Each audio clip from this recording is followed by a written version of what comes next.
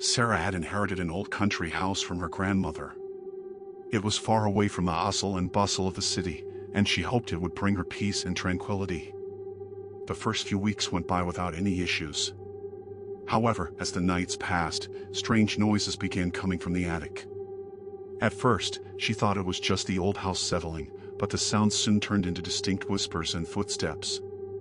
One night, as Sarah lay in bed, she could hear her name being called softly from above. Her heart raced as she listened in horror. She decided to gather her courage and head up to the attic. Grabbing a flashlight, she slowly made her way up the creaky stairs. When she opened the attic door, the air was thick with dust, and old boxes filled the room. But something caught her eye: an old leather-bound journal resting on a dusty table.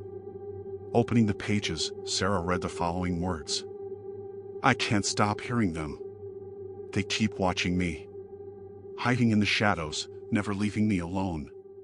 Chilled to the bone, Sarah flipped through the pages. The last entry read, "If you're reading this, it's too late." Suddenly, the air grew colder, and the whispers intensified. Sarah turned to see a shadow moving toward her from the corner of the attic.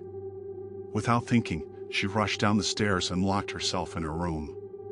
She couldn't escape the feeling that she was being watched, even as she fled the house. To this day, Sarah hears those whispers, though she refuses to go back to the house.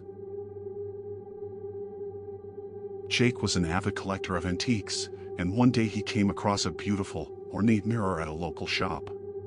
The mirror had an intricately carved frame, though its surface was cracked in places. Something about it felt mysterious, so Jake bought it and placed it in his bedroom. At first, everything seemed fine, but over the next few days, Jake began to notice something strange. Every time he looked into the mirror, there was a shadowy figure standing in the background. The figure was dark and formless, always there but never fully visible. One night, Jake woke up suddenly and looked into the mirror. This time, the figure was clearer, standing right behind him. He turned quickly, but the room was empty. The next morning, he found that the mirror was covered in condensation, with long, thin fingerprints streaking across the surface. Jake decided to research the mirror's origins and visited the antique shop. The owner told him that the previous owner had mysteriously vanished several years ago. Rumors had circulated that the mirror was cursed. Despite his fears, Jake couldn't bring himself to get rid of it. A few days later, Jake attempted to break the mirror. As the hammer struck the glass, a chilling scream echoed from within the mirror.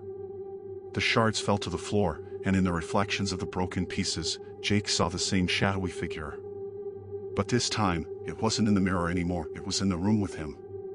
The figure reached toward him, and Jake felt a cold hand brush against his arm. Now, Jake is missing, and some say they can still hear his voice calling for help when they pass by the shop where the mirror is displayed. Mark was an avid hiker, and one weekend, he decided to go camping alone in a remote part of the forest. The area was unmarked on most maps, and he was excited to experience the solitude. After setting up his tent, he went for a walk through the woods. The quiet was soothing, but it felt oddly oppressive, as if something was watching him. That night, around midnight, Mark was awoken by the sound of faint footsteps outside his tent. He listened carefully but couldn't make out any shapes in the darkness. He shrugged it off as the wind or an animal.